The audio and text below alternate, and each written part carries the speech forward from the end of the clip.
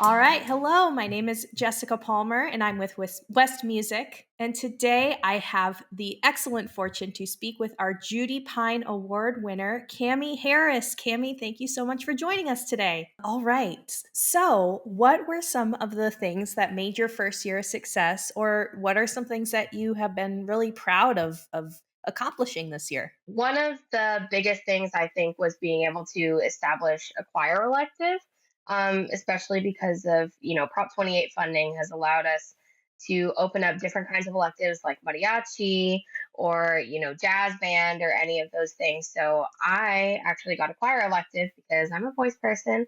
So I got to teach my kids a lot more than, in just like a 30-minute setting.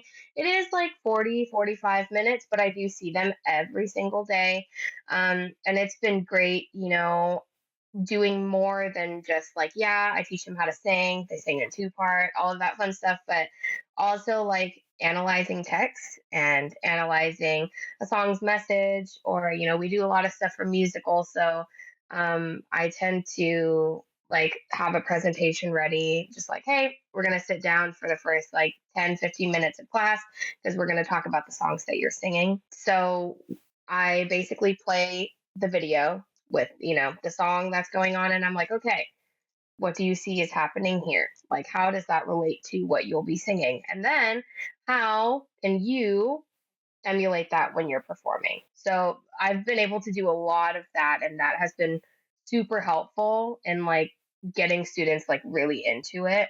Because a lot of the times like the kids will just, they'll like Simon Says You and kind of just like sing what you sing, or read the music if they can read music. But it's Mhm. just like, you really want them to understand like what they're singing about.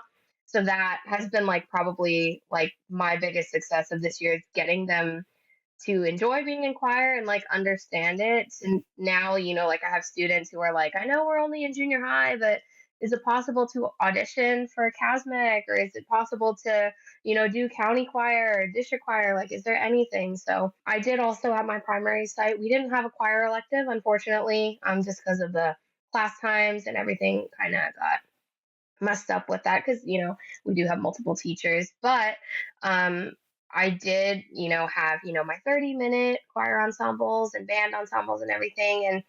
And my the band kids that I taught, which were woodwinds, they learned very quickly and loved to practice, because it was more than just singing. It was holding an instrument, pressing buttons, and blowing air into it at the same time. And they were really into that. And then my choir kids, there were like 120 of them, and like from fourth through sixth grade, there was like 120 of them just in there ready to sing. Miss Harris, can I have a solo? Miss Harris, can I audition for this? Miss Harris, when's our next concert? And being at a school who, like maybe doesn't have as many opportunities as my second site, or performing opportunities anyway, it was really nice to see kids like into it, because then, maybe they'll vouch more for like, hey, did you guys want to perform for fall festival or like any of the carnivals or stuff like that, and get them interested in having more music related events or arts related events or anything. So I think my biggest success of the year was just getting more students interested in music, especially the Mhm. ones who were not, in any choir or in any band they really liked.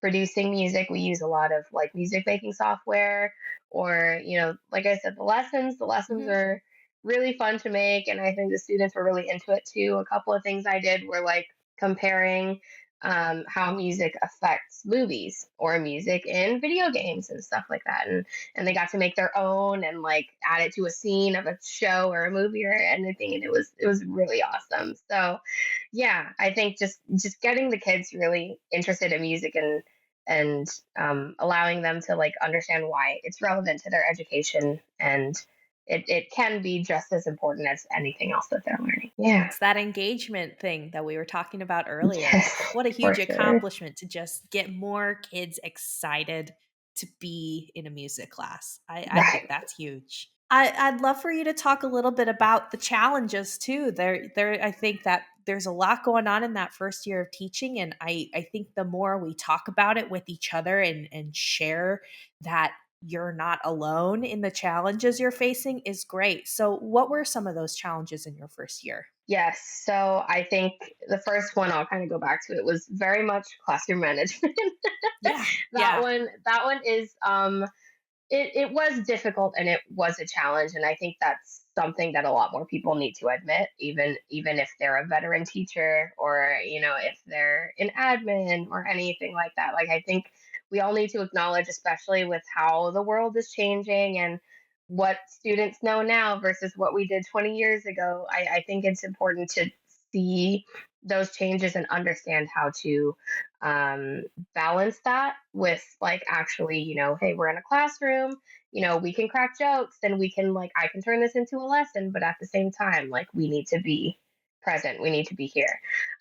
So classroom management was a big one. We're all working on it every single Yeah. day. I um, think every teacher is working on that all the time. yeah, Yeah. yeah, things have definitely changed quite a bit. I think since I've been in like high school or below, I've seen a lot Yes. of changes. Also, I think like I mentioned before, I'm not in like a K-6 middle school system, like that. I'm at a K through 8, and that's just what our district has as of right now. But Mhm. we are at multiple sites. So this past year, I was at 2 school sites, and we did have to embed some time into our day to travel back and forth between some sites. So, lunch wasn't really a lunch, or like breaks weren't really a break. It was, kind of those things. And next year, it's my tentative schedule is I'm actually at 3 sites. So it's also kind of the Bermuda Triangle, where they're like kind of across town from each other, which is Oh, of totally fine. course. There was an agreement with that, and it's all good. But I think that's something that a lot of us are trying to find more efficient ways to do it, is like being at the multiple sites, how can we make it work to where, like, we can have a classroom instead of being pushed into like a gen ed classroom, or moving outside, or any of those things. So that has also been a real challenge. Just like working with each other, and communication and miscommunication at the same time. There's a lot of stuff that goes into it, and there are a lot of challenges that I think a lot of people aren't necessarily aware of if they don't work in a system like that. So I'm hoping that, with the upcoming years to come, I think that we'll find easier ways. Maybe eventually have one person at a site, or if we have to have multiple, finding efficient ways to get both teachers there, especially if they have to be there for elective at the same time. And then, something I also mentioned as well was, not all of the schools in the district have similar opportunities for students to perform, have an art show, any of those things. And I think that's something that's a real challenge too, because the culture of music between the 2 sites that I was at, was very different. My secondary site, one that I'm familiar with, music was such a big part of the school. The music teachers involved in everything. And, there's just a lot going on at that school versus my primary site. They just had, winter concert, spring concert, and then maybe a feeder if it was available to them. So I think that the understanding of music education is still kind of misconstrued, between places in the district, and that'll happen everywhere. It's not just mine.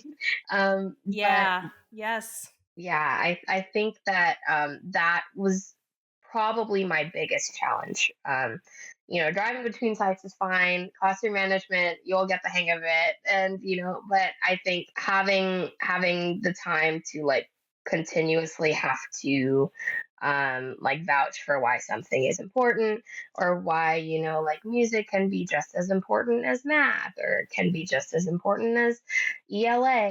Like, it's a challenge every single time. It's always going to be a challenge to people who, didn't really grow up doing music, and that's where you kind of just have them sit in.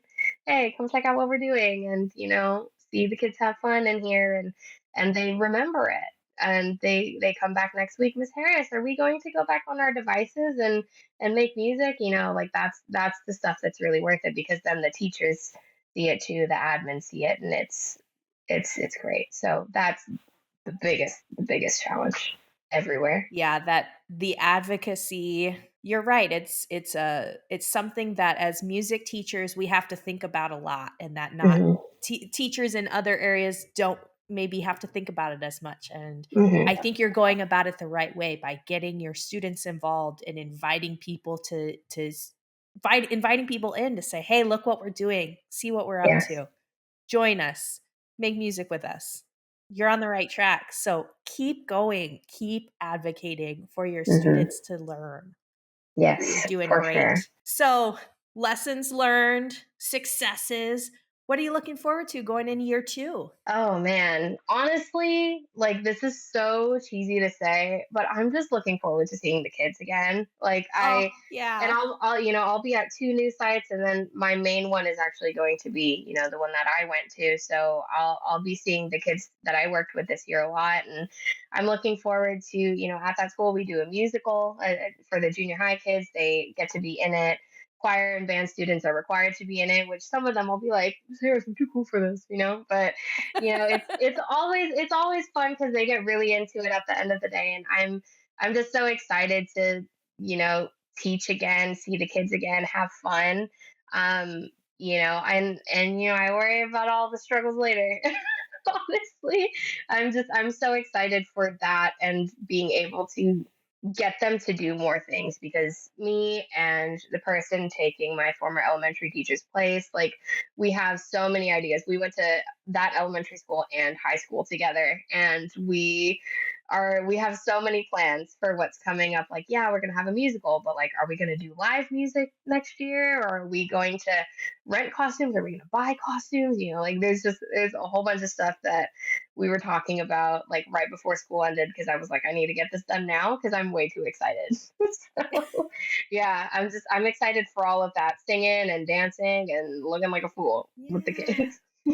I'm curious, what inspires you? Where do you get inspiration as you're thinking about what to do next year or lesson plans? What really gets you excited to teach music? With inspirations, I think a lot of the times they're like throughout the year, with teachers experiencing burnout, like, we do a lot and people don't really see it. Um, there are a lot of times where I'll actually just, like, I'll call up some of the music teachers that I'm really close to, and I'm like, hey, can we have dinner? Like, do you want to hang out? Yeah. And, we'll just grab dinner. We'll kind of like shoot the breeze, and then we'll kind of just talk about, like what can we do that will absolutely top what we did last year. Mhm. And so we'll kind of like shoot ideas around and stuff, and sometimes if, like, we don't feel like talking, we'll do a jam sesh. That stuff is I have loved jam sessions since I was, like, in diapers. Like, they're my absolute, like, favorite, like, community builder thing to do. I've always noticed that, like, whenever I'm, like, unmotivated, or I'm like, man, this really sucks, I don't know what to do, or like, man, this sucks, I do know what to do, but I don't want to do it right now. Like, when I Yep. when I have those Been there. moments, like, I'm always like picking up an instrument, or I'm always singing, or carpool karaokeing, all of that Mhm. stuff. And it all goes back to music and friends. And that's kind of how I view teaching too. Is like, I feel like Yeah. I have a lot of friends who are 20 years younger than me, and I am teaching them about music. Mhm. And Mhm. that's kind of just how I feel about that. I also like taking trips, honestly.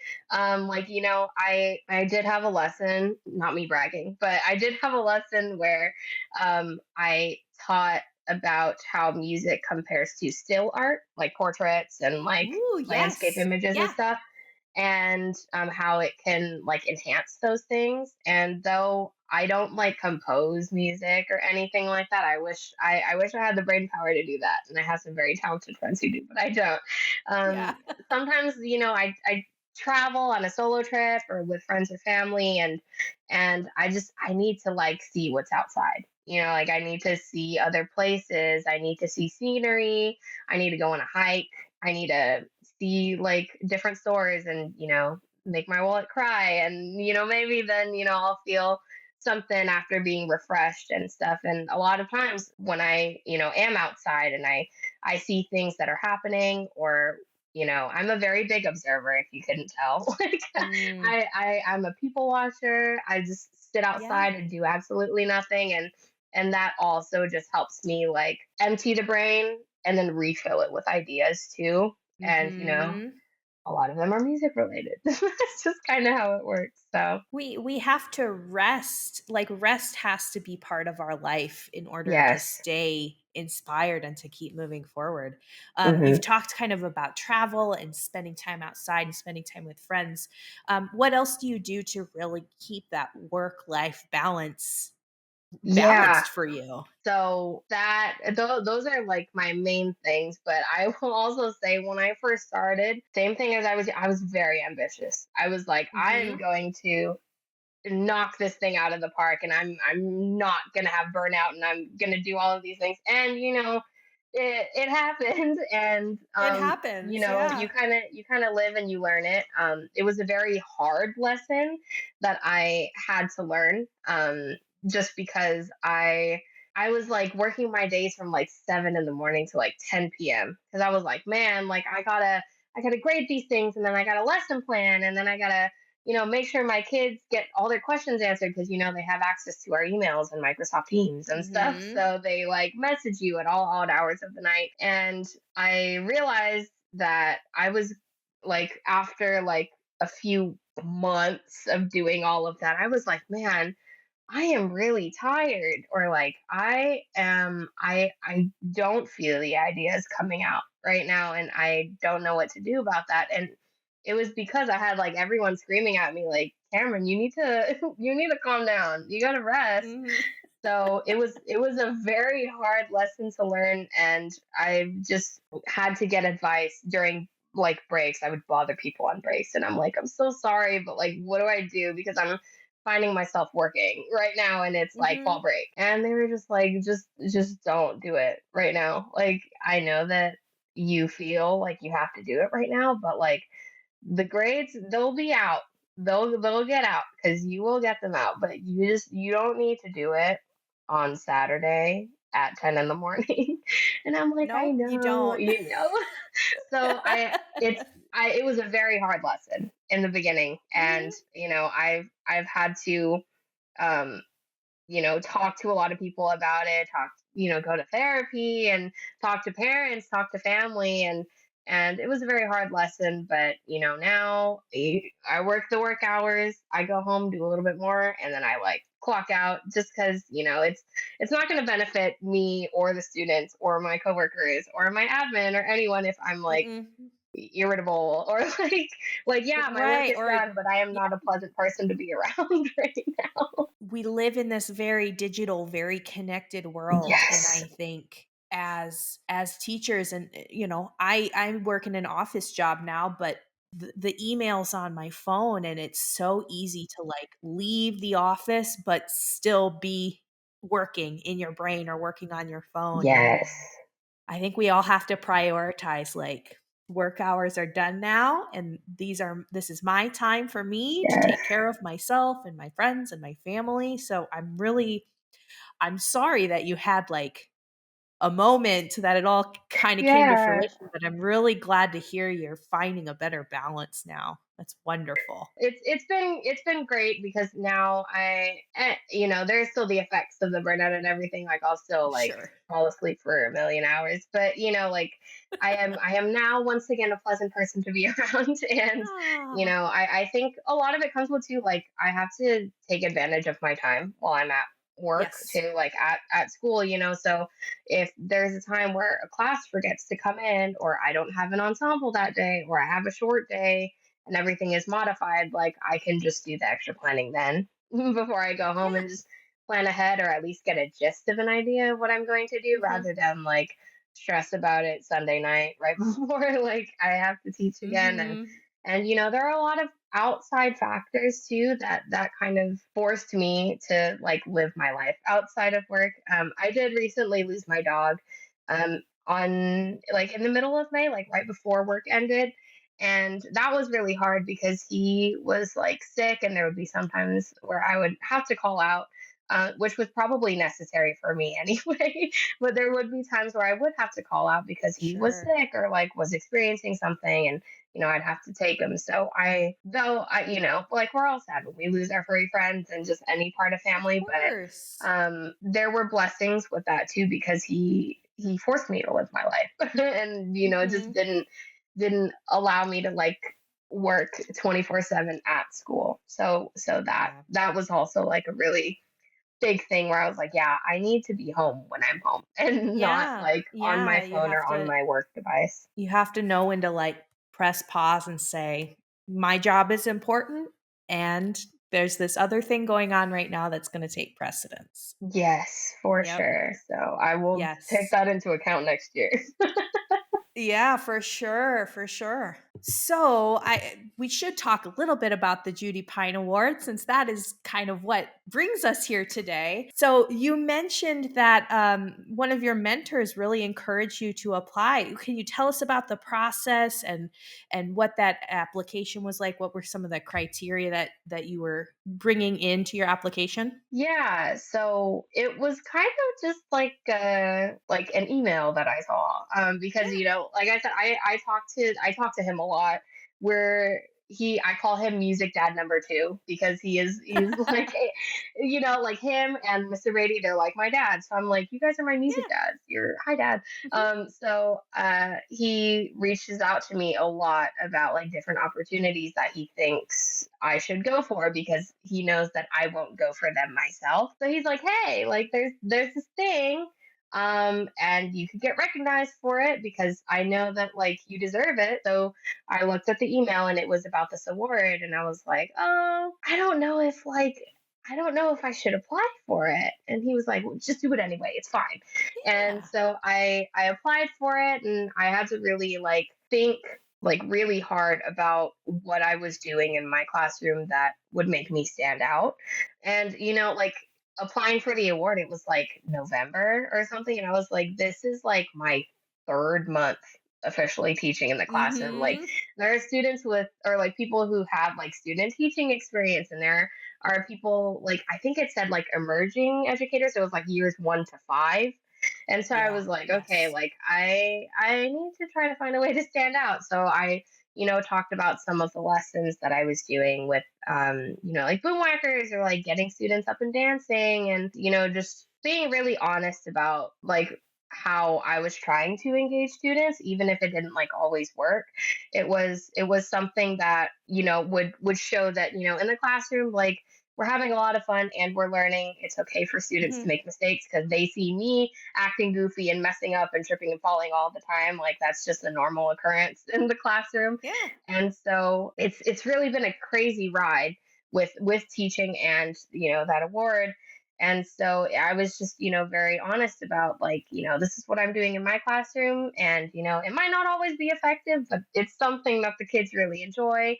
And, I'm working in my old district, and hopefully that's a testament to the music education in our district because, there's quite a few of us who went back to teaching music or, teaching gen ed subjects that, were inspired because of the teachers that they had before. And all we can do is find ways to make things relevant for students, math relevant to students, music relevant to students, all of those things because once again, if it's not really relevant to them, then they won't, or if they don't see a point to learning it, because the biggest question is, why are we learning this? What's Yep. the point? Like you have to make it to where they don't really ask you that question, or just make it really fun so that they don't ask the Mhm. question. Yeah. And with winning this award, it's been really crazy. And honestly, I thought it was rigged at first. I thought I got like a scam email because I was like, what is this? And then it said congratulations, Mhm. and I was like, no way, are you kidding? And I like reached out to people that I know are a part of CMEA. One of them, Chad Zollinger, he was actually my Mhm. teacher at Sac State, and I was like, I texted him, I was like, hey, did you rig this or like what's happening? Like, Is this real? is this real? Yeah. And, he was just like, yeah, like you won because you deserved it, not because like I knew who you were, and it's been really surreal. Like because now like people are coming into my classroom and like seeing what I'm doing. There was like an article in like the Manteca Minute where they like came in and like took photos of my class and asked the kids questions, and I had to leave like I was the whole thing. And I was like, man, we are in January. Like, what is Yeah. happening? It's I've really only been crazy here because for I'm half a year. Uh-huh. yeah, like I was just like, man, like I feel like there are so many people who are doing a lot of the same things in district and outside of the district too. And I'm just like, this has really been like a life-changing like honor. Not like I'm famous or anything, but it's like Maybe it's a little really famous. cool. It's really cool to like, have teachers like who maybe didn't know me come in and be like, hey, congratulations, I saw you in the newspaper. It's been really cool, and it's really just thanks to the kids and to the other teachers that I work with. There's not much else I can really say about it except just That like they've been doing so well, and that makes my job easier, but it also makes my job mhm. more fun. Yeah, that was a Yeah. lot, but Well, no, that was wonderful, and I hope this shows teachers that are applying for this award in the future, like, it doesn't matter if you've been in the classroom for a couple months or a couple years, yeah, like, it really comes down to you as a person and what yes, you're for doing. sure. Yeah. I have one more question for you. Yes. And that is if you could give some advice to a teacher that is going into their first year teaching this, they're gearing up this summer, they're getting ready to go teach in the fall. What piece of advice might you give somebody? The first one was very much be patient with yourself because Yeah. there are Yes. going to be a lot of, and that's the biggest one. I don't care if anyone says learn about classroom management or do these PDs or what. Like the first thing is just being patient with yourself because there are going to be there's going to be one day where you feel like a really good high, like I helped the student with this today, or like these students were interested in this today, and then later on in the day like you could have a total drop to rock bottom. Like there's no telling what is going to happen day to day. You have a bunch of different students, you have like hundreds of students that you're dealing with. So first thing is just to be patient with yourself and reflect a lot, because that is something I had to learn. And when I'm taking the time to improve or taking the time to get to know how to even reflect on my day, I think that has been really important for me as a teacher, but also as a person, just because it'll help you get through the week. If you're kind of just sitting there bugging about like, oh man, on Monday, like I can't believe I missed that thing that happened. If you're just like, like just really bagging on yourself because of one thing that you missed when you did like 10 things really well, like we really have to be patient with ourselves and look at the things that we did well, because it's good to reflect on the things that could be improved, but it's also really important to see what you did well. And as musicians, we're perfectionists. It's really hard to do that, but that is the biggest thing. And then the last thing I would just say is a lot of collaboration. Like find Mhm. ways to Yes. to collaborate with gen ed teachers. What is a project that in middle school they're graded for their stuff, right? So it's like, what is a project that you can do that is relevant to the classroom? Is it something you can do in partnership with that teacher, or working with other schools? Like, hey, can we do like a combined concert or something like that, so students can inspire each other or see like what's to come when they're performing with high school students and stuff like that. So I think that's fantastic advice. Well, this has been great. Thank you so much, Cammie, for sitting down as this year's Judy Pine Award winner. I hope you have a wonderful summer. Get some rest and relaxation and fun in. thank you. You And too. we will see you next time. Thanks so much.